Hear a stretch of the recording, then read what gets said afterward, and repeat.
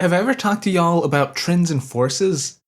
I know I've mentioned it, it comes up on the show with some regularity, but I don't think I've ever sat down and given you the talk, as it were. Now, I should preface this with the fact that I'm not a real historian. If you are a real historian, please don't get too mad at me for butchering things. There are two main ways to look at who has agency when discussing history. One approach is the so-called great man theory, or maybe you should rephrase it as the powerful people theory just to cast a wider net. The theory holds that change is exacted by singular actors, that the agency to drive history forward is held in the hands of a select few great people. Crucially, these great people are somehow different than us slovenly masses, somehow gifted with a greater historical power level. You don't get America without George Washington being born at the right time, as the right person, under the right stars. You don't get the link unless Vannevar Bush is born at the right time with just the right powers of agency. There are a whole lot of easy criticisms to make about this view of history. It does kind of presuppose that some class of superhumans exist, which that's pretty easy to refute. The theory also implies that without these superhumans, history would not advance. No Washington, no America. No Bush, no link. Not only is this a really boring way to look at history, I think it's plain to see that it's wrong. The great man theory is especially bad for describing the history of technology. Now, on the other side of things, we have trends and forces. While not really a codified theory in the same sense, it is a common alternative. This is a more holistic approach to history, that you have to consider a wider range of factors that lead to events. You don't have some superhumans with extra agency and special power, you have a cast of actors that are, broadly speaking, interchangeable. So-called great men are simply the result of historic necessity. They were created by trends and forces. Now, I tend to fall into the trends camp, and there's a big reason for that. The great man theory can't explain independent invention of technology. What happens if you have two superhumans with plenty of agency to spare, each living in the same era and each working on the same problem in isolation? What if each of those agency holders arrives at the same solution? What if they never knew the other existed? Sounds to me like maybe they weren't influenced by some great person. Maybe they were influenced by trends. I use the example of Vannevar Bush and the link deliberately. You've fallen into another one of my sneaky traps. Would you believe that there's another disconnected lineage of hypertext, one that does not start with Vannevar Bush and As We May Think? Would that make you lose faith in superhumans?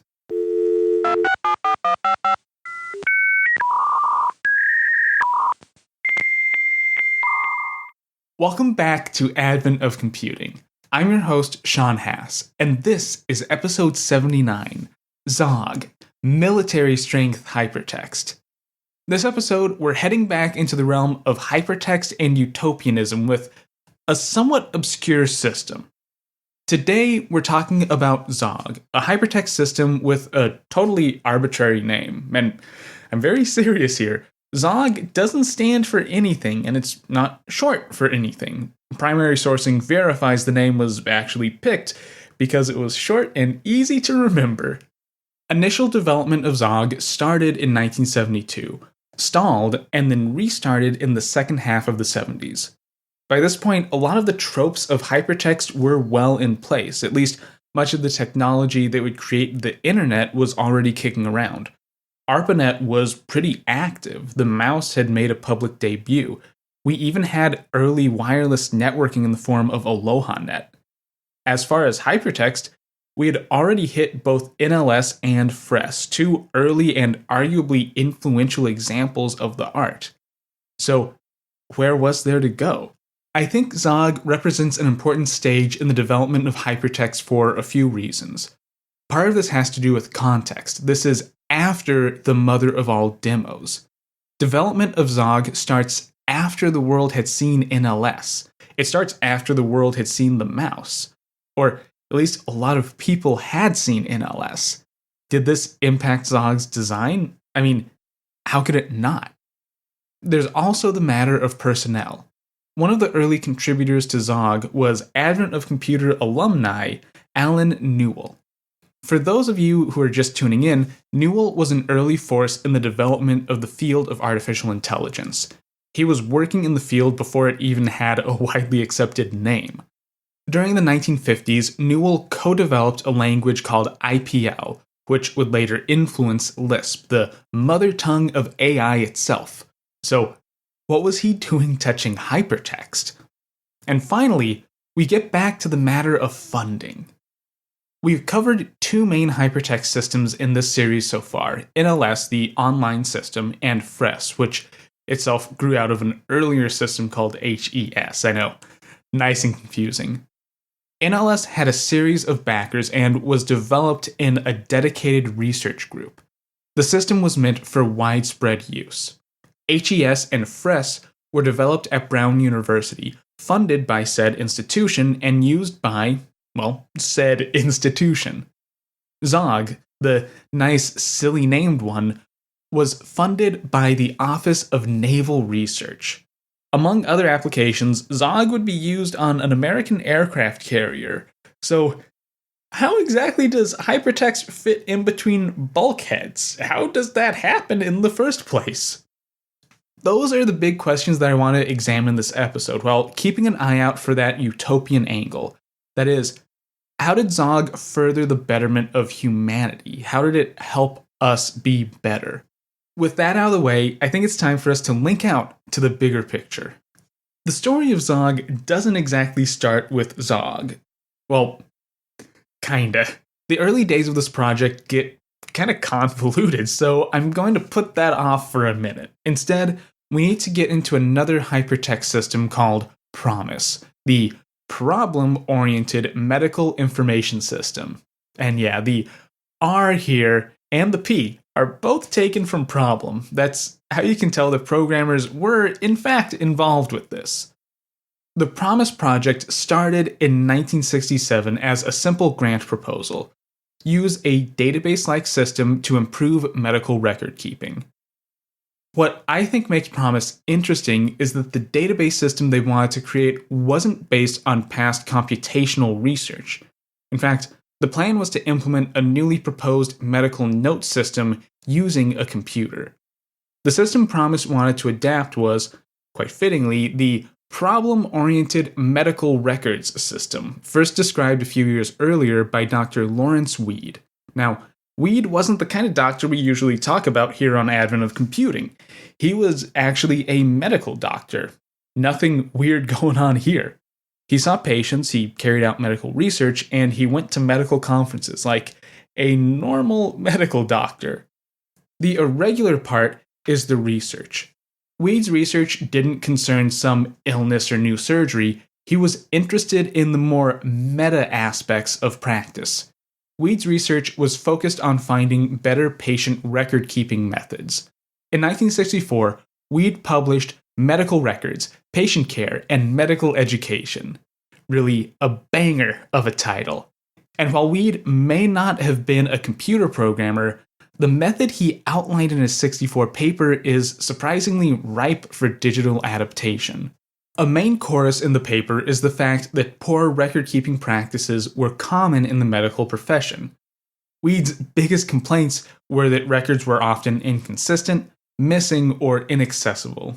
Now, he outlines a number of factors at play here, the biggest one being complacency and laziness. You see, doctors are like the rest of us when you get down to it.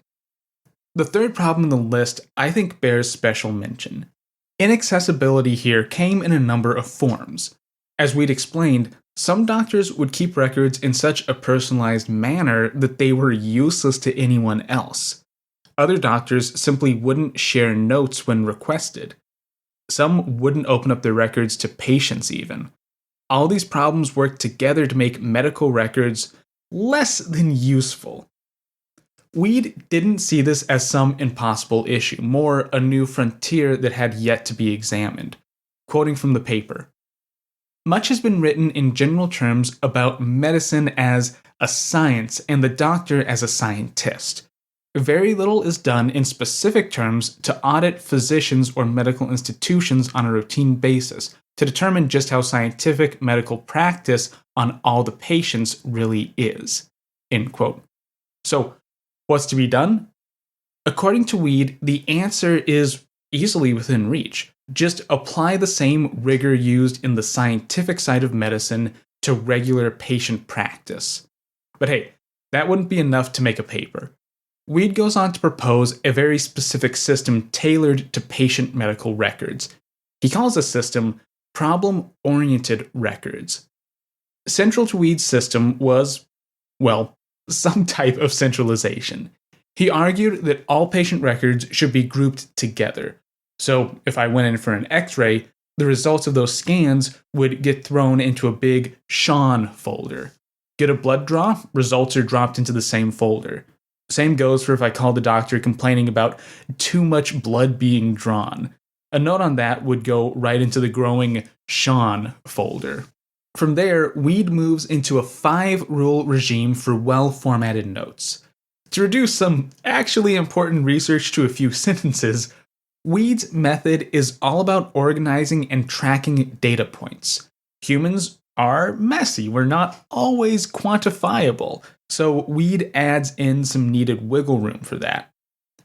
The problem-oriented part is that Weed's notes were organized by specific patient problems. Each problem was assigned either a name, a numbered header, or some way to track it, which was then used to keep information about the overall problem and progress connected. Let's say I had an earache from maybe editing too much bad audio. If I went to see Dr. Weed, then he'd enter in that problem, that my ears ached, as problem number 1. In the next chunk of his notes, he would write up impressions, information gathered, and data about my past history. This would still be related to my earache, so it would be marked as related to problem 1. Weed would continue on in this manner for diagnosis, treatment plans, and any quantitative data. Then, let's say I come back for my earache. Same problem, the issue number 1 is still used, so Weed would notate any changes under that same section. One of the immediate benefits here is that these records would be usable by any doctor. If I moved on, or Dr. Weed retired to more digital life, then my medical records could just be passed off to a new provider. Tucked inside is the full history of my earache, how it was treated, how it improved, and even little graphs showing any numeric data that was collected. It's clear, efficient, and readable. With a discerning eye, we can also see that Weed's approach is really predisposed to a computerized way of thinking. Let's just drop any time period-based restrictions. In 1964, Weed is talking about centralized data.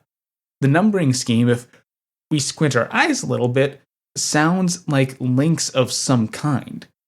You have some central page for a patient with links out to other pages for each problem. Each problem could then link to impressions, treatments, subsequent visits, and so on. It's forming a network of linked documents. The kicker here is that Weed's approach is all based on uniform data. Everything is kept following a set of rules. Information is put into the proper little boxes. Together, this is a very digital approach, so perhaps it's no surprise that researchers would try to bring Weed's system into the computerized fold. This brings us back to Promis. The project was started by Jan Schultz during his PhD research and would bounce around campuses for a number of years. It's most closely associated with the University of Vermont, but it actually didn't start at that college. In 1966, Schultz was studying a mix of mathematics and computing at Case Western Reserve University. That's where he met Dr. Weed. Schultz would later recall the start of this collaboration in an article published by the ACM. Quote, "He was interested in exploring the implications of automating the new organization of medical records. We decided to work together for 6 months and see if during that time a long-term plan of collaboration could be worked out. When we began our work, other medical records research groups took the dictated or written words of physicians and other medical personnel and manually entered them into a computer. We decided from the beginning to interface the information originator directly to the computer and develop techniques and tools to facilitate this direct interface. End quote. So, early on, a second problem was identified. Weed's initial work was all about data organization. Schultz added in the wrinkle of data origination. I actually really like the term Schultz uses here, information originator. That is, the person where the data is actually coming from. In the case of medical records, the information originator was the healthcare provider, be them a doctor, a nurse, a radiologist, or anyone up the chain. The issue Schultz and Weed identified with contemporary attempts to digitize records was this information gap between data originator and machine. So, why is that important? There are a few ways that we can take this. First off, it just slows down the process. Imagine if you had to type through some intermediate party by explaining what you needed written. You might first notice how slow everything is, but over time, more insidious issues become apparent. You get inaccuracies that are made during this telephone game. Your chosen intermediary may mishear or misinterpret what you want written. Even if you're handing them a written page, they could still misread your handwriting. They could misinterpret your directions. That could be annoying if you were, say, writing an email. That could be dangerous if you were writing a medical note. The trick would be developing some computer system that was easy to use, at least one easy enough to be used by anyone connected to the medical field. Nurses, doctors, X-ray techs, researchers, and residents are all going to have different levels of exposure to computers. In the 60s, chances are none of them actually have much real exposure to computers at all. So the lowest common denominator has to be pretty darn low. The next jump is where we run into a strange question. Schultz would come up with a solution very similar to hypertext, but he doesn't call it by that name. Now, you know me, as a hypertext fiend, I'm all about connections. So the biggest question for me is if Schultz's work was connected to any other early hypertext developments. I think it's safe to say it wasn't influenced by Ted Nelson or Xanadu. My logic here is that Schultz doesn't use the word hypertext, which is a Nelson original term. At least in my head, hypertext is a pretty quick and sleazy mark of some connection to Nelson. I also haven't found any reference to Nelson in Schultz's writing either. The timeline here is also in my favor. Promis starts development around 1966-67. Nelson published Computer Lib/Dream Machines in 1974. That's kind of Ted Nelson's magnum opus of his early years. Prior to that, Nelson was working sort of underground, at least he wasn't making big waves. He would first use the term hypertext in a paper in 1965. That paper would make it into the proceedings of the ACM, but then we're getting into this realm of speculation. Did Schultz or Weed see a single paper in a proceedings publication in 1965? I just don't know. But did they follow up the possible lead and talk to Nelson or use the word hypertext? On that, I can pretty soundly say no. The next possible connection is our other big player, Doug Engelbart. In 1962, Engelbart publishes Augmenting Human Intellect. In 1968, he debuts his vision to the world with the mother of all demos. Promis is nestled right between those two events. Once again, I think that if there's any connection here, it's tenuous at best. Schultz doesn't talk about augmenting humans in any explicit way. He doesn't use the fancy keywords that Engelbart used to describe hypertext. The closest I can get to a connection is J.C.R. Licklider, who is quoted in Schultz's 1988 History of Promis. Licklider, through his work at ARPA, seems to have helped fund both projects at different stages of development. So, at best, we have one degree of separation through a funding agency. That's not really an ideological link. With that, I think it's safe for us to say that Promis is another independent origin point for hypertext. At least, it seems that Schultz and Weed worked in relatively pristine conditions. For me, that makes the details of Promis all the more important. What are those details? What did the system look like? Well, it all revolves around the lowest common denominator interface that I mentioned earlier.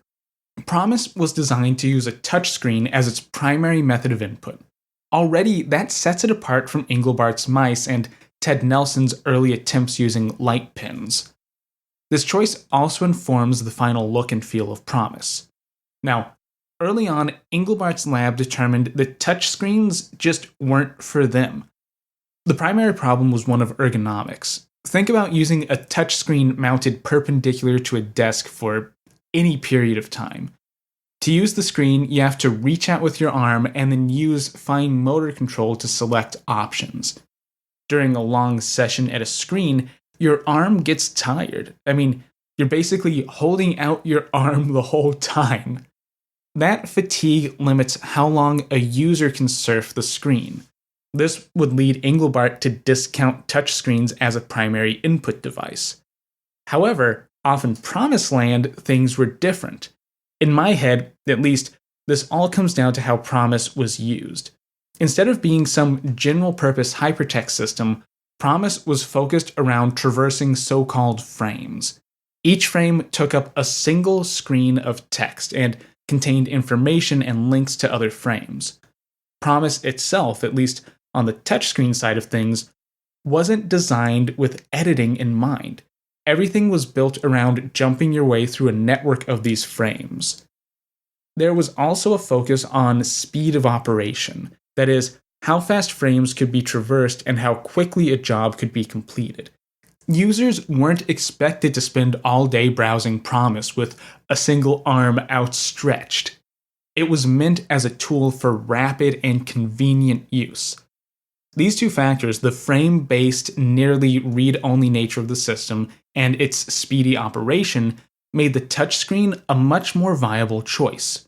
In theory, a user would never reach the point of fatigue. Frames were structured in a pretty familiar way. You see, to my eye, Promis looks like a really rough and primitive web browser. The touchscreen was displayed in three parts. The topmost region held information about the current frame, things like its title and numeric ID data, and sometimes messages generated by the current frame. At the bottom were some control options. These menu options were dependent on the current frame. If you were in a series of frames, you might have menu items for going forward and going backwards in the series, for instance. The middle region was where the actual frame data was displayed. This was defined in something not entirely dissimilar to a markup language. So we get this nice separation between internal data and the actual representation of that data that the user would see. Promis's markup was handled by a program called the Selection Element Translator, or SETRAN. This was, as near as I can tell, a pretty simple programming tool for defining and editing frames.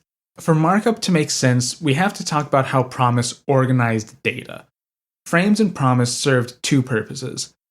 First was for entering medical record data, and second was for browsing information. In their first use, a set of frames functioned like a multi-page form.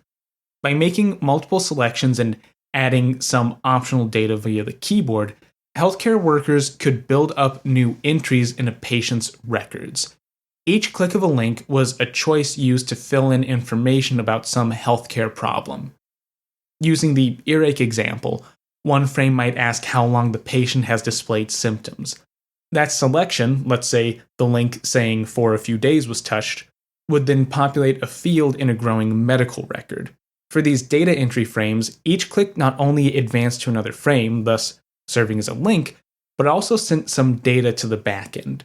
Schultz made the system sound like a primitive database, one that was capable of storing both numeric and textual data.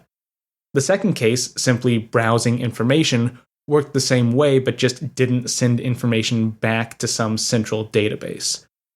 Markup and Promis provided the actual text to render for each choice.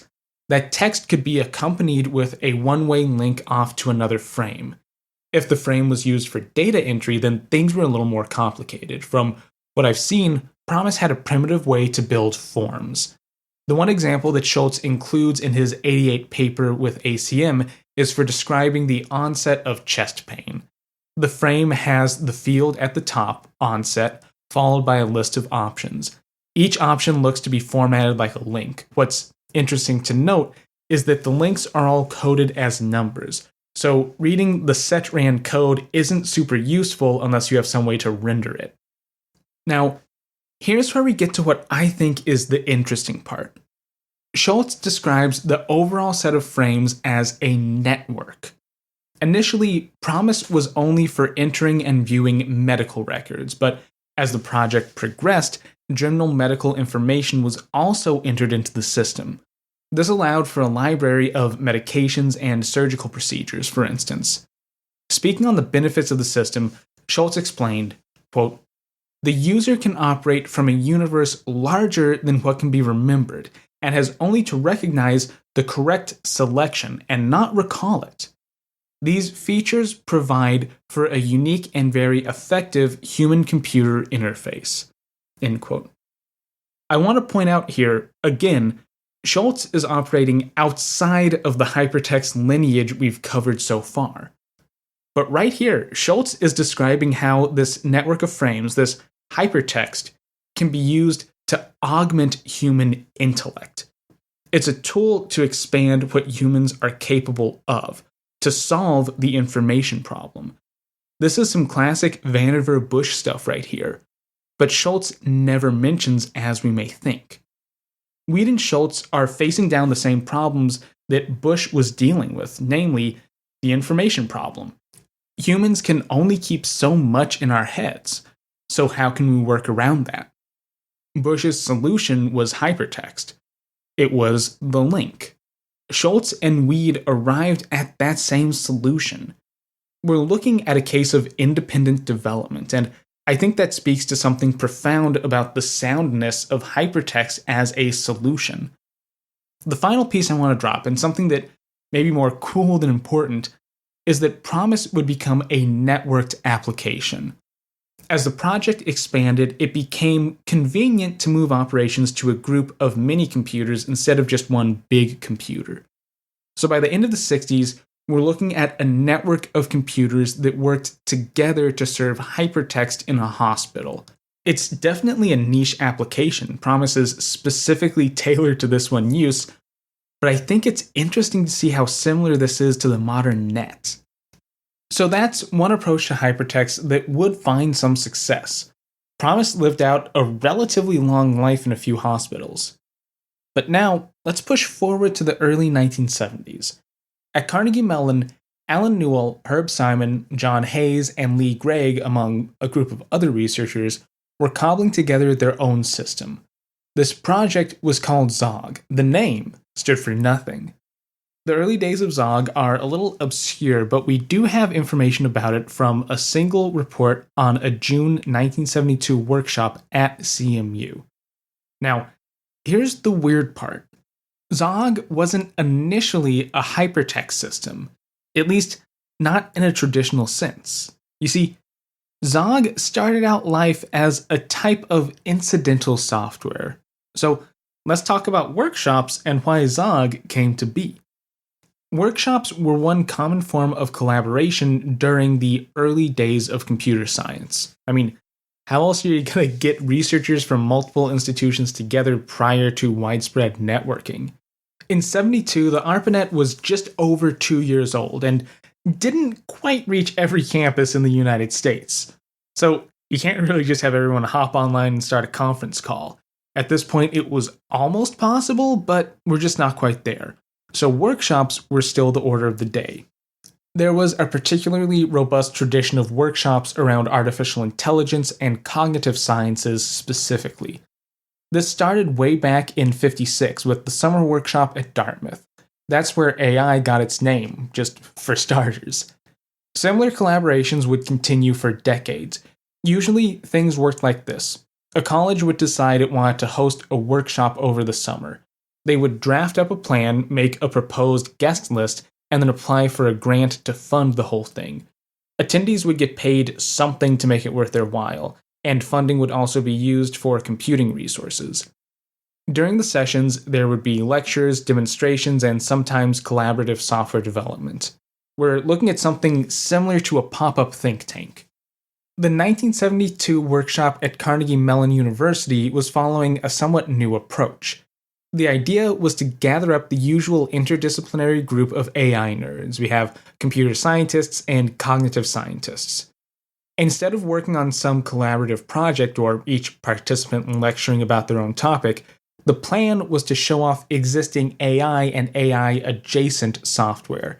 As the summary report puts it, quote, "The programs are all specific systems that do something of cognitive interest. Further, they require substantial interaction since they can be specified to do a variety of interesting tasks within their general domain." End quote. Newell, Simon, and their collective colleagues selected 7 programs to be featured. Almost all of those had been developed at CMU with one program from off-campus. In theory, this would be a way to introduce interested researchers to some of the latest software-based exploration of the human mind. Hopefully, this would spark some new ideas and help move the field of AI forward. However, there was a bit of a hiccup with this plan. You see, these workshops tended to be very interdisciplinary. One of the issues that introduced was that not everyone in attendance would know how to use a program, or even how to use a computer. And the interactive component of these programs used, well, a computer terminal. So, how do you get all attendees up to speed in a relatively short amount of time? There was an all-encompassing initiative in the lead-up to the 72 workshop to try and at least mitigate this issue. On the lower levels, the 7 programs that were going to be featured prominently had to be whipped into shape. Better fault tolerance, better error messages, and better documentation were all a must.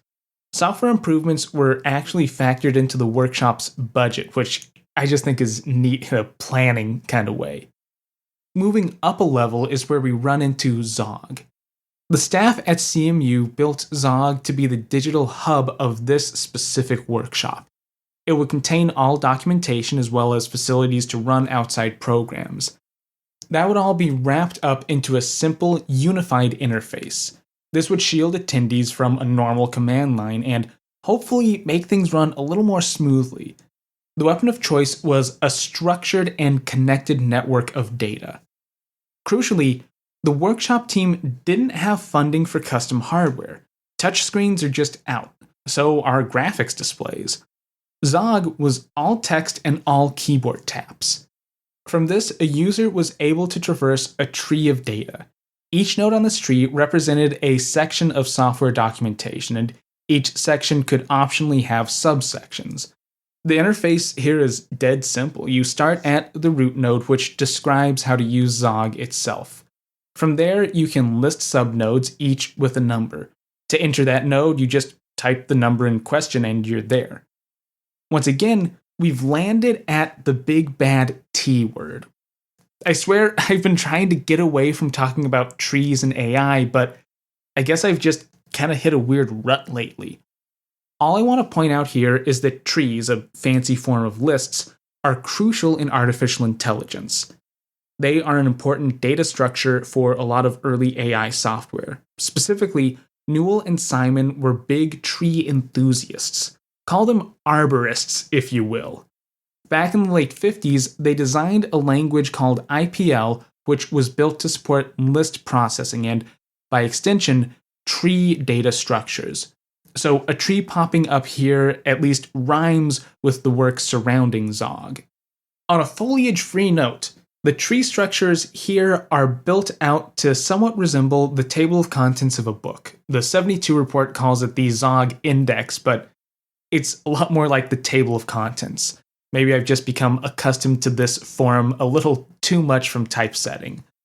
I think this bears mentioning because it shows how, despite a digital coat of paint, ZOG was mimicking a physical medium. In fact, The ZOG tree was also presented in physical form. A backup printout was made, which was called, quite fittingly, the ZOG book. You just gotta love these names. ZOG also had built-in facilities for editing the ZOG tree itself. This part of the program was called BZOG for Builder's ZOG, and it used the same interface as the rest of the system. Expanding the tree was simply a series of menu options away. Now, the 72 report is scant on detail, but I have a radical guess about how BZOG worked. I think it used the final big feature of the overall system. A ZOG node could execute outside code. Like I mentioned earlier, each ZOG node contained a few key chunks of data. It had a blob of text, optional children, and an optionally associated action. At a press of a single key, the exclamation point key, that action could be executed. The idea here is that a workshop attendee could read a section about how, say, the memory and perception program works, and then they could launch right into a demo of the actual program by just hitting a single key. If this action feature was implemented well, I could see it being used in BZOG. That way everything is expressed in the ZOG tree itself, but that part is just my programmer's intuition speaking. To put a nice bow on it, the team even had a name for the person responsible for editing the ZOG tree. They were called the Forester. This doesn't add anything to the technical details, but I just really like the name. Does your tree need some changing? Well, you better contact the Forester. ZOG would help make the 72 workshop a success. The actual report puts it better than I can. Quote, "The idea of the ZOG interface proved successful. Essentially, all the participants were on the machine within the third hour after starting the workshop on Wednesday morning. Several had never been online with a large system before, but ZOG provided ways in which small responses by the participant led to meaningful responses by ZOG, which then permitted interaction to explore the ZOG tree and execute a program or two." End quote. ZOG was able to lower the barrier to entry. Instead of just dropping participants on a big fancy computer, this system gave them access to a subset of the machine. It provided a safe space for attendees, and it directed them towards meaningful experiences. I think this brings us to a question. Was this early version of ZOG really hypertext? I think this is something that we need to grapple with for a few reasons. First of all, I'm trying to chronicle hypertext here.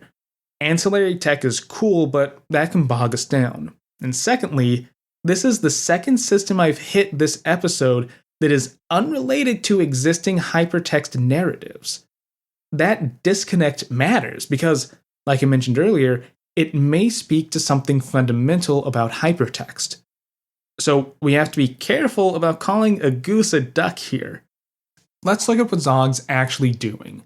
At the most basic level, the program is providing a set of data, and that data has explicit connections between each item. That, dear listener, is a link. We could call it a hyperlink. I think that's enough of a qualifier on the technical side, but ZOG also falls in line with the intent of other hypertext systems. NLS and HES/FRES were designed to allow easy access to more information than a person could remember. That's a design goal that Promis shared, and while ZOG wasn't explicitly planned to fill this role, I don't think it's a stretch to say that it did fill this role.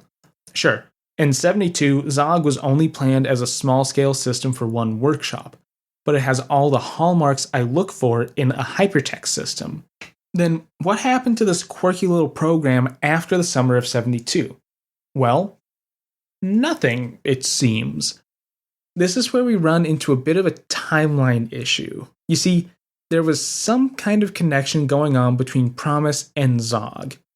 When it started is a little bit ambiguous. This interchange of ideas may have started as early as 1972, which means that the first pass at ZOG may well have occurred right before contact with Promis. However, I don't have any hard dates here, so we have to guess a little. but we can safely say for sure that Newell and one of his colleagues, George Robertson, came into contact with Promis at some point in the early to mid 70s. Going back to the 1988 History of Promis article from Schultz, quote, "Our funding agency was devoting a large percentage of their budget to our development efforts and wanted to be assured that we were up to the task. An advisory committee was put together to oversee our development." Schultz continues, "Newell and Robertson had previously developed a menu selection system called ZOG, which sensitized them to our work. They applied the Promis interface ideas of a rapid response large network system to ZOG." End quote. The most simple story is probably the most accurate. Newell and Robertson had just come off the summer workshop at CMU, or at least the workshop was in the recent past. They were called up to sit on an advisory committee for Promis. When they got back to their home campus, they brought some dangerous new ideas with them. The ZOG front stays quiet until 1977. At least, that's the next time I can find a paper trail. That year, a report called ZOG, A Man-Machine Communication Philosophy, is written by Robertson, Newell, and Kamesh Ramakrishna. This is probably a good time to address the matter of authorship. We already know Newell. He was a public enough figure at this point. Robertson and Ramakrishna are a bit of a blank for me. Robertson had been involved with the 72 cut of ZOG. I have seen a few short bios under the same name for a programmer who taught at CMU, then moved to Xerox, and after a few more jumps now works at Microsoft. They mention Hypertext, but not ZOG. Regardless, we aren't getting anything directly from Robertson about ZOG. Ramakrishna fits a similar mold. I can find other papers he authored and co-authored. In 1981, he published a thesis related to ZOG, so my best guess is he was a student involved with this second pass of the ZOG project. To nicely tie things up, we get back to Newell. He has a much larger paper trail than Robertson and Ramakrishna combined. However, I haven't been able to find any interviews with Newell that address ZOG or Hypertext, so we're kind of left in the dark about some of the finer details here. All answers have to come from published reports and published scientific articles. Luckily, those are in abundance. I just really wish the narrative had a bit more color to it. Anyway, getting back on track, what's the deal with the 77 ZOG report? What's with the fancy name? There's actually a whole lot to unpack here. The 77 report outlines more than just software. It actually comes closer to an experimental design paper. The authors are clear about their inspiration. In fact, Promis is the centerpiece of the entire study. This is what's kind of interesting to me. The paper is setting up a study to see if Promis is actually useful, or put a fancier way, quote, "Though they have designed a system running for almost 5 years now, its impact on the development of man-machine interfaces generally has been minuscule. We do not know of another system with the same essential features." The paper continues. "We decided to attempt to extract the scheme from its habitat in the Promis application, so as to study and exploit it as a general communication interface. Our goal is to find out whether this interface does indeed have the potential it appears to have, to demonstrate it, and to study its parameters in order to understand and optimize it." End quote. So right there, we have some fun details. The ZOG team, or I guess the ZOG 2 team if we want to be picky, doesn't have exposure to other hypertext systems. They saw Promis, thought it held some promise, and wanted to generalize and test that system.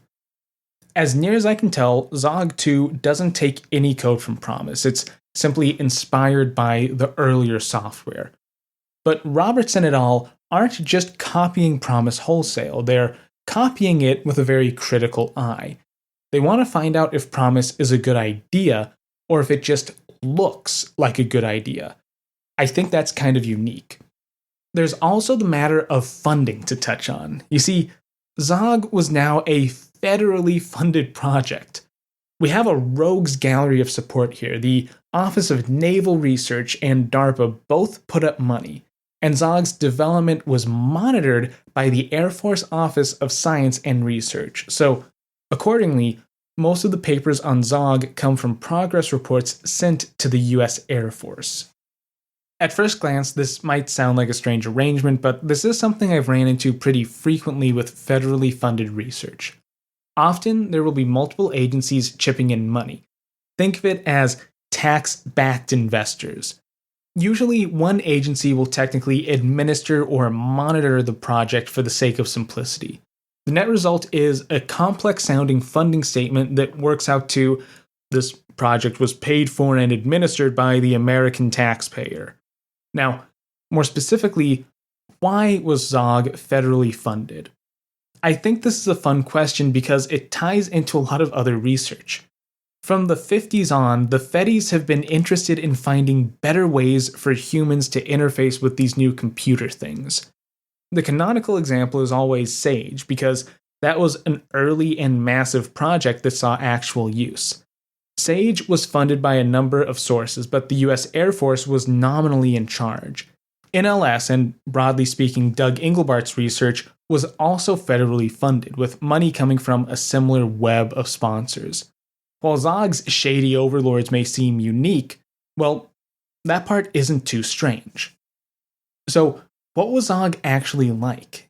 In general, it was just a ripoff of Promis, but there are some features that differentiate it. Instead of doing a full point-by-point compare and contrast, I'm going to examine the 77 report's basic features, or at least what the report claims are ZOG's, quote, basic features. I think that will give us a good outline of what made ZOG ZOG and how it compares to other hypertext systems.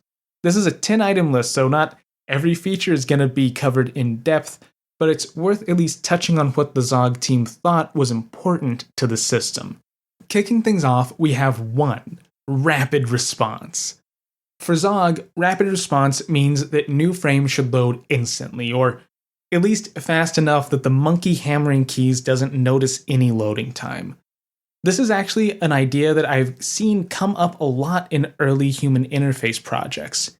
In educational systems like Plato, it's called instant feedback. The core idea is that humans tend to get easily distracted or frustrated.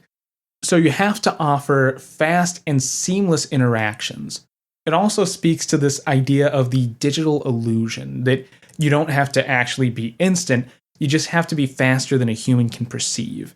You can easily pull that trick on us flesh folk. What's interesting is that the ZOG team actually puts numbers to how fast instant is. Promis also emphasized this idea of rapid feedback with numeric measures.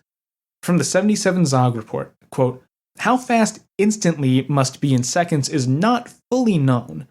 Promis operates with a 0.25 seconds 70% of the time. It is not likely to be much slower than this. ZOG is targeted at 0.05 seconds 70% of the time in order to permit exploration of this parameter. End quote. I've never thought of load times as a free parameter, as something that could even be explored. I think this is speaking to the root of what this phase of ZOG was all about. The team is trying to critically assess Promis to see what they can do with the system. Item 2 is in a similar vein, simple selecting. Once again, this is a really basic thing. I don't know if I'd even call this a feature per se. But hey, ZOGland is all about assessment, so let's just go with it. ZOG's interface differed slightly from Promis. In ZOG, you still have the same rough layout. The top line of the screen gave some frame information, the large middle section had the actual frame, then the bottom few lines had some menu options. A difference is that ZOG could be driven 100% with the keyboard or a touchscreen. Each item in a frame, each link, had a number, so you could touch the link on the screen with your finger, or you could just as easily use that same finger to hit the number on the keyboard. Each menu item also had a hotkey that you could use, so the user was given options. I think this would also mean that ZOG wouldn't need a touch-equipped terminal to operate. As with rapid response, simple selection was intended to make ZOG more engaging and easy to use. I think the design philosophy goes a long way here. We can stack this against the biggest hitter of all, NLS, or the online system. NLS did not have simple selection. You had to call up the command to jump to a link and then select a link as an argument. Those are added steps that, for a lot of users, you don't need. Like with a lot of features, this simplicity is borrowed straight from Promis. It's simple, easy, and it may be a little bit limited in some cases, but for most users, simple selection is an easy win. On to item 3, large networks.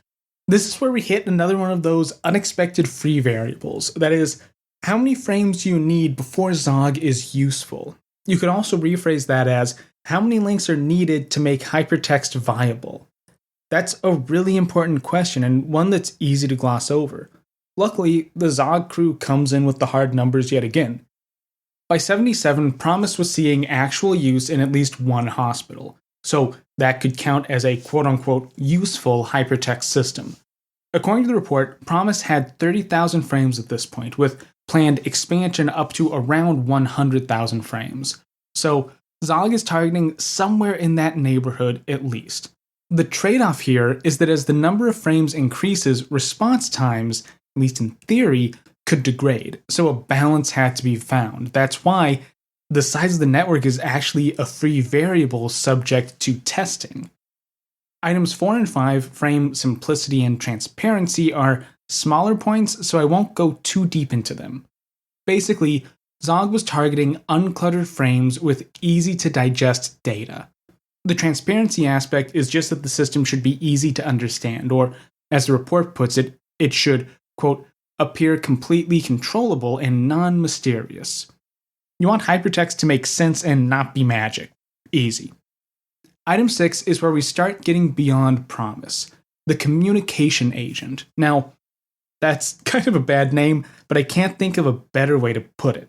The basic idea here is that ZOG can function as a communication agent between outside software or data sources. This is a callback to ZOG 1, where nodes could have associated actions. That feature had just been adapted and fleshed out for the follow-up. ZOG is able to collect information from the user to pass to an external program, run that program, and then present any outputs or results as frames of new data. In that sense, ZOG could be used as the front end for really any other program, at least within reason. This specific feature kind of tripped me out for a bit. The immediate use here is that ZOG can help provide a consistent and centralized interface for software. That's cool and all, it can go a long way towards making powerful programs more accessible.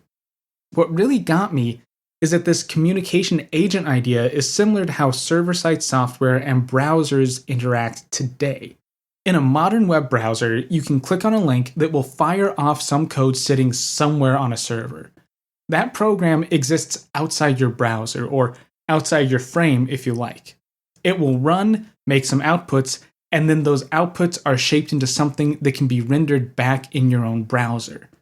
Just like in ZOG, more complex actions are handled by a combination of front-end interface and back-end power. On to 7. Subnet facilities. This is another quick one. Everything in ZOG is organized into a hierarchical network of frames. You can label a chunk of a network as a, quote, subnet to make navigation more convenient. Item 8 is a good deal more interesting. Personalization. As the 77 report puts it, quote, the user can modify and augment the network to suit himself. The goal of transparency by itself probably requires that the user be able to make small changes easily to any existing network, representing his own understanding and preferred way of dealing with the material of the net. End quote. Now, they use one of my favorite words here, augment. I think it's telling that they're using it differently than Engelbart would. To Engelbart, hypertext systems were a way to augment human capability. His thinking verged on human-computer symbiosis. A computer would become an integral part of our daily life. Hierarchical trees of data could be continuously adapted to better suit humans throughout that process, and to help expand what you could think about. But ZOG took a different approach. To ZOG's creator, hypertext was a tool to be leveraged. True, it would increase what humans were capable of, but more in an evolutionary way instead of a revolutionary one. NLS was intended to change the game, ZOG was intended to be a better screwdriver. To that end, ZOG had to be personalizable. A user needed a way to tweak and add to the network to augment the network with new data as they saw fit. This was done in a similar way to ZOG 1. The new ZOG had a frame editor built right into the program. Once again, this is in line with contemporary systems just developed in isolation. NLS combined viewing and editing into a unified interface, and so did ZOG in its own way. It just seems like that was the gold standard from the start. And when you think about it, this is probably the best way to go. If you can edit ZOG within ZOG, that will save a lot of time. You don't have to drop out to some other interface you may not even be familiar with. You can just stay in the nice, fast, and simple land of ZOG. Approaching the end, we have item 9, external definition. This is where networking finally enters the picture, and we see a more fully server-client type of vision. The actual data held within ZOG, what the authors called the ZOGnet, had to be portable. The data structures were represented in such a way that an external program, be that another ZOG instance or some other software, could grab frames or even surf the entire ZOGnet. So, at least in theory, it would be possible to have third-party software that could traverse ZOGnet by accessing data served by ZOG. That's starting to sound a lot like a modern network. And finally, we hit item 10, uniform search. This is another one that I don't have much to say about. A core requirement was that ZOG frames be searchable in some reasonable way. It's a nice feature that makes life easier. Now, I'd also like to drop my own core feature of ZOG, call it item 11. ZOG is kinda a programming language itself. This is something that comes up repeatedly in the 77 report in a number of ways. On the surface level, ZOG had its own language for representing data in the overall ZOGnet. It's similar to the simple markup language used by Promis. But on a more meta level, ZOG itself can be looked at as a language. Think about it this way. Each frame encodes a choice the user can make, and each choice has some outcome, some consequence. It can fire off a command, generate some data, or lead to another frame. By building up a network of these frames, you are, in effect, developing a program. That affords ZOG a lot more flexibility than one would first suspect. Development of ZOG at Carnegie Mellon would continue for about 6 years, all the while working off this general outline. During this time, a number of studies were published about the effectiveness of the system. Remember, at this point, ZOG was all about testing out if Promis could be generally applicable. I'm going to skip all this hard work because there's a more shiny object just in the distance. After 6 years of development in 1983, ZOG moved into field testing aboard the USS Carl Vinson, a nuclear-powered aircraft carrier operated by the US Navy. I think the immediate question is clear. What is ZOG doing on an aircraft carrier? We actually have a really good and really satisfying answer for this. The Navy was facing down the information problem. A report of these events was compiled in 1984, and this is a massive report. It's almost 300 pages. It goes over the entire test run of ZOG in deep detail, and it kicks off with this juicy tidbit. Quote, "The Navy is facing the problem of managing and operating ships that are extremely complex and sophisticated. Multiple interrelated weapon and sensor systems place a great demand on the information processing capability of senior shipboard personnel. The complexity of shipboard evolutions are taxing not only day-to-day decision-making, but also long-range planning activities of management personnel." End quote. Big boats were getting more and more complicated. There was just so much information on ships. The information had reached a critical mass where a single person just couldn't know it all.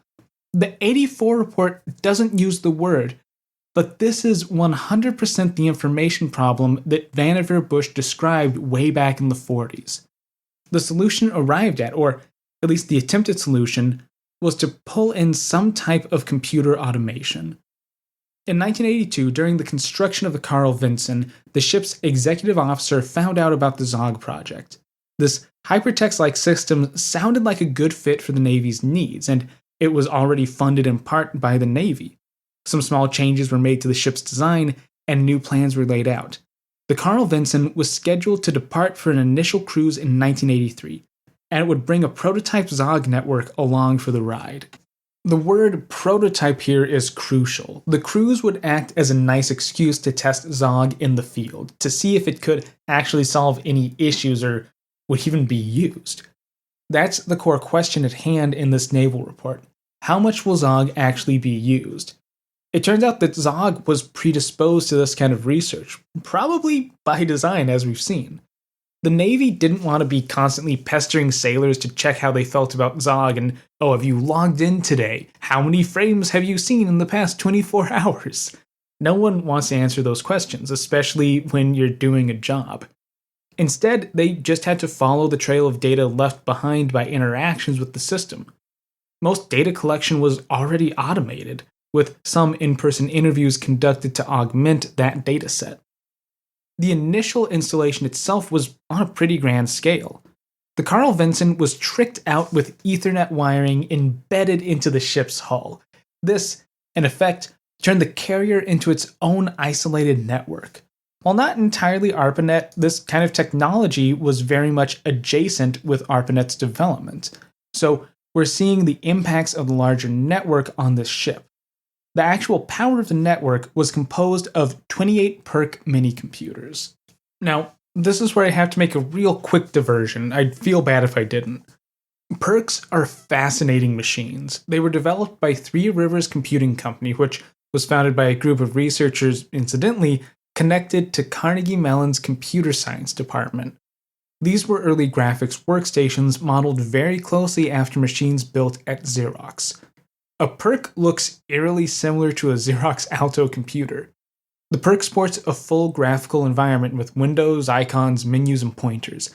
They can even be used with a mouse or a graphics tablet, so we're dealing with something that looks modern-ish. This matters because the new platform affected ZOG. The Hypertext system was initially developed on DEC hardware back at CMU. You'll note that DEC and Three Rivers computers aren't compatible. Different companies, different machines. So ZOG must have had to be rewritten, at least somewhat. The upside here came in the form of new features. PERC workstations use a vertical high-resolution display. They're roughly the size and shape of a piece of printer paper. Thanks to this strange display layout, the PERC version of ZOG was able to display 2 frames at once, one on the top half of the display and another on the bottom half. In practice, users could traverse 2 parts of the ZOG net at once, or could keep a reference frame open while delving deeper into some subnet. The other fancy new feature was Ethernet support. ZOG at CMU had some networking capabilities, but on the Carl Vinson, those capabilities increased. The entire ZOG net used on board was spread across the ship's PERC computers.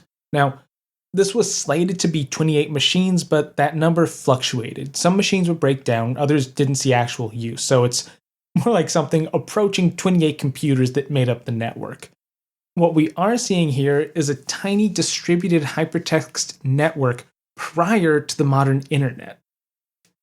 There were also downsides to this new platform. The biggest problem was the work required to get ZOG up and running on the Carl Vinson's systems. This ended up being enough of an issue that it would mess up the project's schedule. ZOG was up and running by the time the Carl Vinson left for its first cruise in the Caribbean. But the networking stack, that still needed some work. So programmers from CMU ended up staying aboard to finish some code. Put in a more fun way, these programmers got to work on a nuclear-powered ship. I just think that's cool, and it also speaks to the dedication to making ZOG work. ZOG was fully working by the time the USS Carl Vinson left the Caribbean. From there, the carrier made a full circuit around the world. All the while, ZOG was shooting data around its hull. Specifically, it was managing planning and training. From the 84 report, quote, "When the project was initiated, 3 shipboard functions were targeted for using the ZOG system: planning and evaluation, the ship's organization and regulations manual, and weapons elevator maintenance training. End quote. All these required documents were converted into frames. Evaluation forms became trees similar to the patient evals of the old Promis system. An interesting side benefit was the fact that data held in ZOG could be really dynamic. The report points out that it was common for changes to be made to the Organization and Regulation Manual while the Carl Vinson was getting underway. I mean, it makes sense. You have a new ship hitting the open ocean for the first time. Some finer details might need shifting as real-world experience is gained, or hey, maybe the life vests need to be moved to another compartment for easier access. ZOG made these operational changes easy to handle. Let's say you did move those life vests. Now you just have to head over to the nearest computer, get to the section of the ship's manual on flotation devices, and make a quick edit to that frame. Because of this, the ship's manual, call it the documentation, could always be up to date.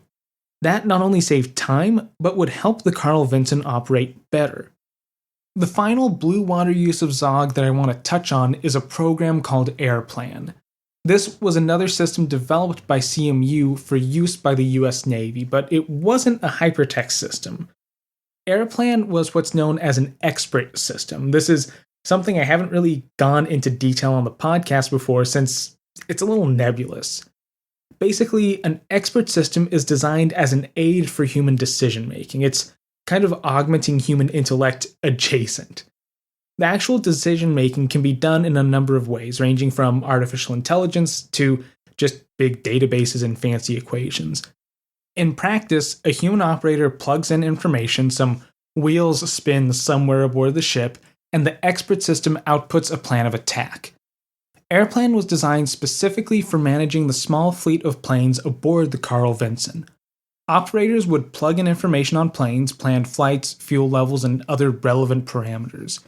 AirPlan would help with scheduling, planning landing sequences, and just generally managing flights. It was a big program that required a lot of power. On the Carl Vinson, 5 perks were dedicated just to AirPlan's operation. So here's where ZOG comes in. And here's where I think ZOG really shines. One issue with AirPlan was figuring out how to leverage it as a resource efficiently. By that, I mean how to get the most out of all its number crunching and planning potential without overloading or, crashing their computers. It's a fine line to walk. Being on an aircraft carrier means that flights are kind of a big deal. You want everyone on board to be on the same page about who's taking off and who's landing. But you also don't want everyone running queries and firing new jobs all the time, since if the system goes down, well, that could lead to a dangerous situation. The solution was to leverage ZOG. As AirPlan generated new plans, those were converted into frames and then added to the larger ZOGnet. That way, anyone could reach a perk terminal, hop on, and get the latest information from AirPlan. Crucially, these plans were pre-generated. Pulling up a new frame, that doesn't connect out to AirPlan, so the expert system wouldn't actually be running. You're just viewing outputs. In the biz, we call this caching. It's a common approach to minimizing server resource utilization. If you have a dynamic file that users pull often but isn't necessarily updated all that often, you can cache it. Just generate a normal, boring file on a regular interval and leave it there for anyone who wants it. This is often done with podcast feeds, for instance. On my feed, I post new episodes every 2 weeks, but podcast apps will check my feed a lot more often than that. So to limit resource utilization, the file just gets updated every 2 weeks instead of every time a listener goes to access it. It's smart design, but it's not new. ZOG, despite being somewhat isolated from the larger hypertext conversation, was already hitting a lot of the big ticket items that we've come to expect.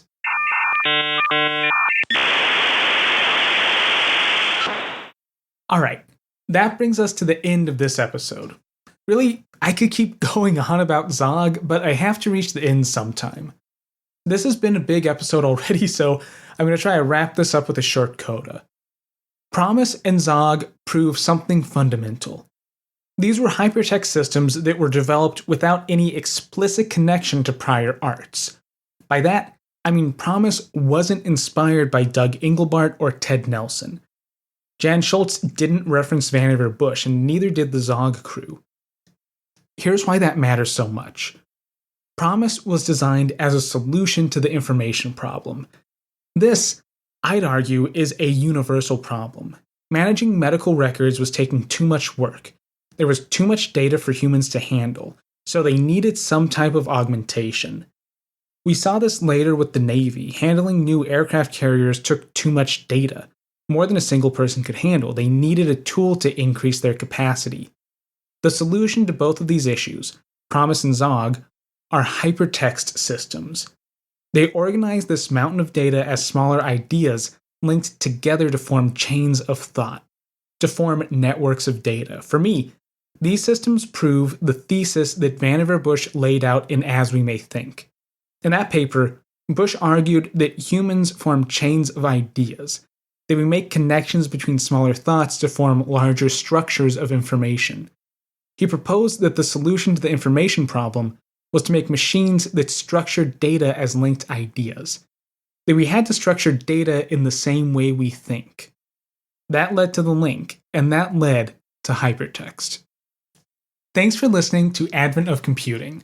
I'll be back in 2 weeks' time with another piece of computing's past. And hey, if you like the show, there are now a few ways you can support it. If you know someone else who would be interested in the history of computing, then why not take a minute to share the show with them? You can also rate and review the podcast on Apple Podcasts. And if you want to be a super fan, you can now support the show directly through Advent of Computing merch or signing up as a patron on Patreon. Patrons get early access to episodes, polls for the direction of the show, and bonus content. There's about 5 bonus episodes up now, so it's a good time to get in. You can find links to everything on my website, adventofcomputing.com. If you have any comments or suggestions for a future episode, then go ahead and shoot me a tweet. I'm at Advent of Comp on Twitter. And as always, have a great rest of your day.